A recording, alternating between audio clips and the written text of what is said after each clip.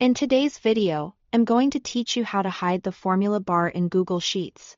If you want a cleaner workspace and fewer distractions while working on your spreadsheet, hiding the formula bar can be a simple but helpful adjustment.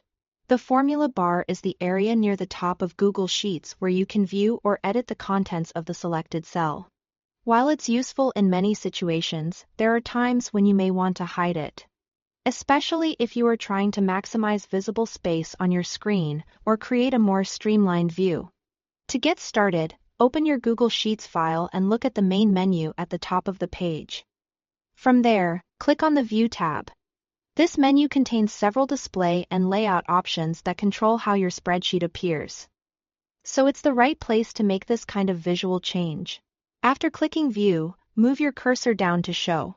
When you hover over Show, another menu will appear with additional elements that can be displayed or hidden in your sheet.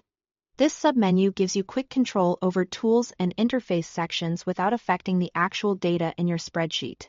Now, in that Show menu, click on Formula Bar. If it is currently enabled, clicking it will uncheck the option and immediately hide the formula bar from view. You should notice that the area where the bar was displayed disappears right away, giving you a little more room to work with your spreadsheet. This change only affects the way the interface looks, so your formulas, values, and data will all remain exactly the same. Nothing is deleted or modified. It simply hides that top editing bar from sight until you decide you want it back. If you ever need to show it again, you can return to the same location by clicking View, hovering over Show, and clicking Formula Bar once more to re-enable it. So if you hide it by accident, it's very easy to restore.